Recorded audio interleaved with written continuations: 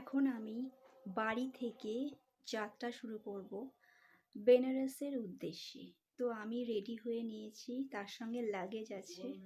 আর আমি একা যাচ্ছি না, আমার সাথে যাচ্ছে আমার মা, আমার ভাই, আমার ভাইয়ের বউ আর তার বাচ্চা।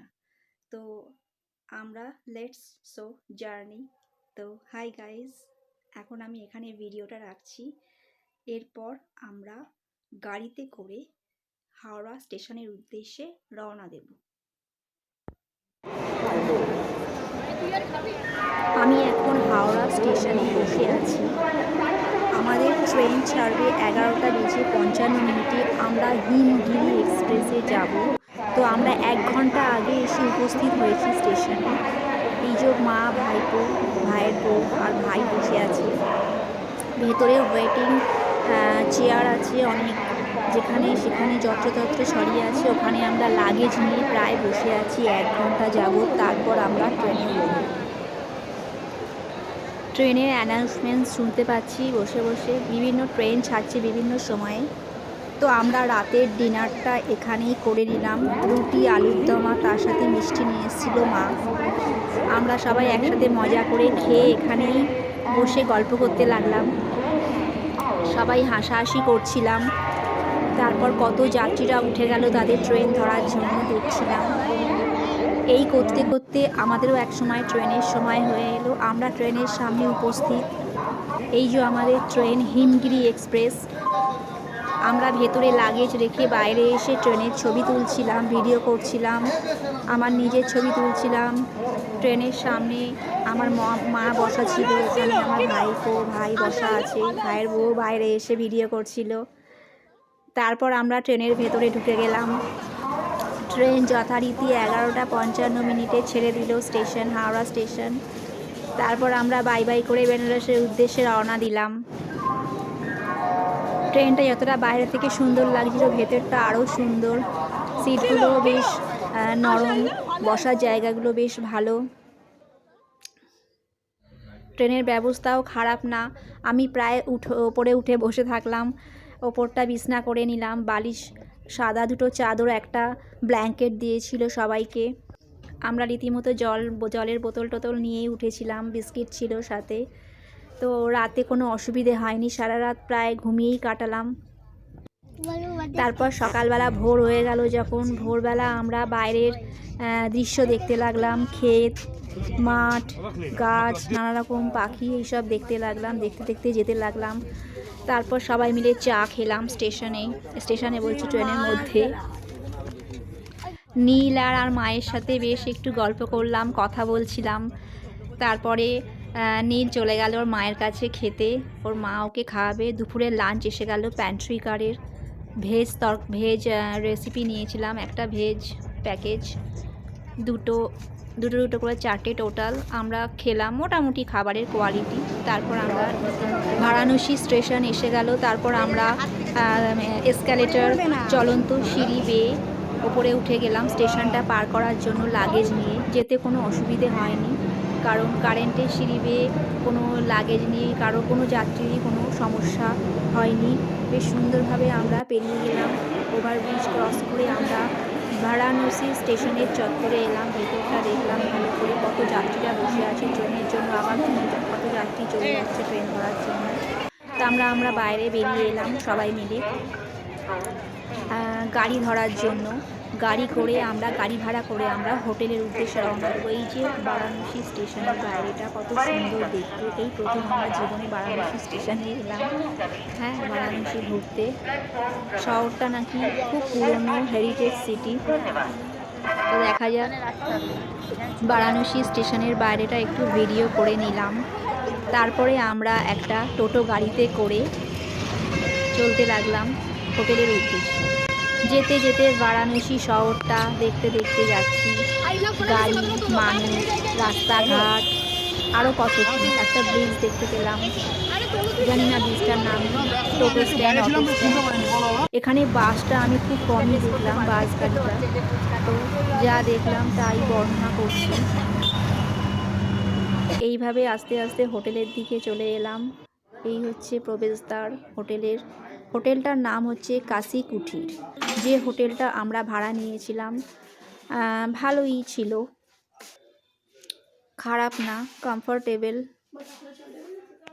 আমরা রিসেপশানে বসে আছি, আমার মা ভাইপো সোফার মধ্যে বসে আছে, বসে ওয়েট করছে কতক্ষণে আমরা হোটেলের চাবি হাতে পাবো আর ওপরে গিয়ে ফ্রেশ হব। হোটেলের রুমে এসে লাগেজ রেখেই আমি ভিডিও করতে শুরু করলাম। প্রথমে আমি টয়লেটটা ভিডিও করলাম, দেখলাম কতটা ব্যবহারযোগ্য না, দেখলাম সবই আছে ঠিকঠাক, গিজারও আছে, গরম জল, নর্মাল জল, সব রকম ব্যবস্থা ভালোই, পরিষ্কার, পরিষ্কার, ক্লিন অ্যান্ড ক্লিয়ার, আয়নাটাও বেশ পরিষ্কার। তারপর আস্তে আস্তে পুরো রুমটাকে আমি ভিডিও করে ফেললাম।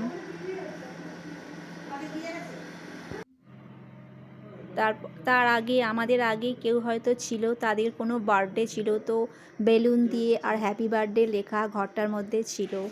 আমরাও বেশ মজা করলাম, ভালো লাগলো আমাদের। এই হচ্ছে বেড। তো এখানে মিনিমাম 3 জন ভালো মতো শুতে পারবে, খুবই আরামদায়ক বিছানা। রুমে একটা টিভি ছিল, কিন্তু টিভিটা ঠিক চলছিল না, বাদবাকি সবই ঠিক ছিল। আমরা ঢুকে দেখছি আমার ভাইপো নীল খুব দুষ্টুমি করছিল, দেখছিলাম। তারপরে আমার মাকে বললাম, মা তুমি চান করে ফ্রেশ হয়ে নাও, আমরা মন্দিরের উদ্দেশ্যে রওনা দেব, বিভিন্ন মন্দির ঘুরে ঘুরে দেখব। তারপর আমরা যথারীতি স্নান করে ফ্রেশ হয়ে নিলাম। তখন বাজে প্রায় 4:30। এই যে আমি আর আমার মা বসে বসে কথা বলছি। মন্দির দর্শন করতে যাব আর একটুখানি কাশী বিশ্বনাথে আমরা একটু ঘুরবো। জায়গাটার নাম হচ্ছে গোধুলিয়া চক। সেই গোধুলিয়া একটু অন্নপূর্ণার মন্দির, ততক্ষণে আমরা একদমই রেডি হয়ে নিয়েছিলাম। তাই জন্য আমরা এখন রেডি হয়ে নিয়েছি। আমরা বেরিয়ে পড়লাম। প্রথমে আমরা অন্নপূর্ণা মন্দির দর্শন করতে বেরিয়ে গেলাম। তো অনেক গলি দিয়ে ঢুকে অনেকটা ভেতরের দিকে আমরা বিভিন্ন দোকানে জিজ্ঞাসা করতে করতে তারপর মা অন্নপূর্ণার মন্দির খুঁজে পেলাম। মা অন্নপূর্ণার মন্দিরে, যে কোনো মন্দিরে ভিডিও বা ছবি করা নিষিদ্ধ বলে আমরা ভিডিও করতে পারলাম না বা ছবিও তুললাম না। তো এই চারিপাশে এই দোকানটায় আমরা জুতো রেখে ডালা নিয়ে পুজো দিতে গেছিলাম। তো পাশেই অন্নদান কমপ্লেক্স মা অন্নপূর্ণার, ফ্রি মিল, বিনামূল্যে সব রকম দর্শনার্থীদের খাওয়ার ব্যবস্থা আছে। তো আমরা ইডলি বড়া খেলাম। এই হচ্ছে ফ্রি মিলের ব্যবস্থা, এখানে লেখা আছে। তো ডোনেশনও আছে, পাশে ডোনেশন দেওয়ার ব্যবস্থাও আছে। তারপর আমরা গোধুলিয়া চকটা ভালো করে ঘুরে ঘুরে দেখতে লাগলাম, কোথায় কী পাওয়া যায়, কত দোকান, অনেক ধরনের দোকান আছে, বিভিন্ন দামের জিনিসপত্র পাওয়া যায়, সব রকম কেনাকাটা করা যায়। এমন কিছু বেশি দামও না, আবার যে খুব সস্তায় পাওয়া যাচ্ছে তাও না, ঠিকই আছে। আমার কাছে সব কিছু ঠিকঠাকই রয়েছে। তবে বাচ্চাদের উপযোগী কোনো খেলনা বা জামা কাপড় কমই পাওয়া যাচ্ছে, সবই বেশিরভাগই মহিলাদের, মানে লেডিস জিনিসপত্র, চুড়ি থেকে শুরু করে ব্যাগ, ওড়না, শাড়ি, চাদর, এইসব। তারপর ভালো ভালো খাবারের দোকান আছে, যেমন পাঁচশো চার সেন্টার থেকে চার সেন্টার আছে। তো আমরা চাট খেলাম। তারপরে আমরা মালাই বলে মালাই পাওয়া যায় ভালো করে, খুব সুন্দর খেতে, একদম লাইট, বাচ্চারা সবাই আনন্দ করতে। চাট সেন্টারের চাটগুলো অসাধারণ খেতে। আমি হাঁটতে পারি না। জায়গাটা এত ভিড়, তো আমরা ভিড় ঠেলে রীতিমতো আমরা এই সমস্ত খাবার উপভোগ করলাম।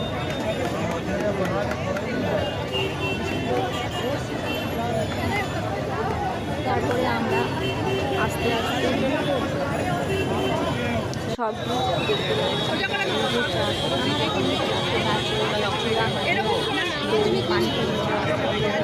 নানান ধরনের চাট।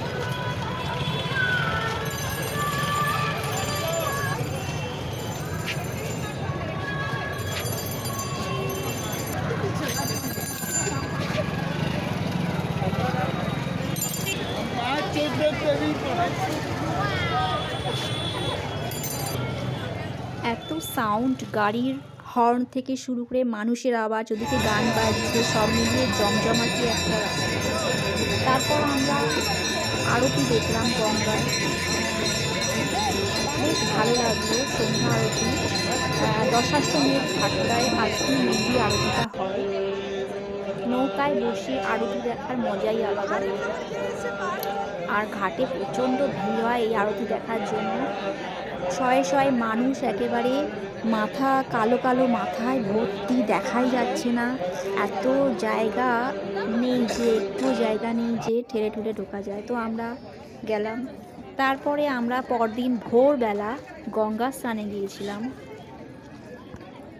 আমার মা মেনলি গঙ্গায় স্নান করলো, আমরা জাস্ট গঙ্গার জল ছিটিয়ে নিলাম, কেন এমনিতেই ভোরবেলা ঠান্ডা, তার মধ্যে গঙ্গা স্নানের অভ্যেস আমার নেই। তো যাই হোক, গঙ্গার জল ছিটিয়েই গঙ্গা স্নান হলো, আর মা পুরোই চান করলো। তারপর জামা কাপড় একটু মোটামুটি ছেড়ে আমরা একটু ঘুরতে লাগলাম, একটু ভিডিও করলাম। বিভিন্ন ছাতা দেওয়া চৌকি পাতা আছে, ওখানে পুরোহিতরা বসে সুন্দর পুজো করার ব্যবস্থা আছে। গঙ্গার ঘাটে বসে পুজো, তিলক কেটে দেয় সুন্দর করে, খুব সুন্দর করে এঁকে দেয় কপালে চন্দন টন্দন, নানা রকমের কালারিং চন্দন দিয়ে, ভালো লাগে দেখতে। তো এই গঙ্গার ঘাটে কিছু লোক বেশ ভজন কীর্তন করতে করতে যাচ্ছিল, দেখছিলাম। আর এই ছাতাগুলো দেখার মতো, হ্যাঁ, এগুলো বারাণসী ঘাটেই দেখা যায় সাধারণত। তো সকালের দৃশ্যটাও অসাধারণ, কত মানুষ গঙ্গা স্নান করছে, পুজো দিচ্ছে, তারপরে আবার রাস্তা দিয়ে যাচ্ছে কত মানুষ সকালবেলায় হেঁটে ওয়াকিং করছে। আমরাও ওয়াকিং করতে করতে হোটেলের দিকে গেলাম, কারণ আমরা আজকে কাশী বিশ্বনাথ মন্দিরে পুজো দেব। তো আমরা হোটেলে গিয়ে, বিশেষ করে আমি হোটেলে গিয়ে ভালো করে স্নান করে জামা কাপড় পরে তৈরি হয়ে নিয়েছিলাম পুজো দেওয়ার জন্য। রাস্তায় যেতে যেতে কিছু দৃশ্য চোখে পড়লো। অনেকটাই লাইন টাইন পড়েছে শুনলাম। তো আমরা রেডি হয়ে নিই, আমি, আমার পরিবার বলতে আমার মা, আমার ভাই, ভাইয়ের বউ, তার বাচ্চা, রওনা দেব কাশী বিশ্বনাথ টেম্পলের উদ্দেশ্যে। তো তার জন্য আমরা কাঁচা ধোয়া করে নিয়েছি, আর এখন আমরা ওখানে যাব। ওখানে তাহলে এখানেই আসি। গুড মর্নিং, এখন বাজে সকাল 8টা নিয়েছি। এখন আমি আর আমার পরিবার যাচ্ছি কাশী বিশ্বনাথ মন্দির। আমি এখন প্রিপেয়ার হয়ে নেব সব কিছু, চান করে ভালো করে স্নান টান করে জামা নিয়েছি, মন পবিত্র রেখে তারপর আমি বাবা বিশ্বনাথের মাথায় জল নিই। তো আমি খালি হাতেই যাব। এসে আপনাদের বেশ ভালো করে পুজো দেওয়া হলো। তারপর আমরা সবাই মিলে ছবি তুললাম। একজনের সাথে আলাপ হলো, একটা মেয়ের সাথে, খুব ভালো লাগলো, এলাহাবাদের মেয়েটা।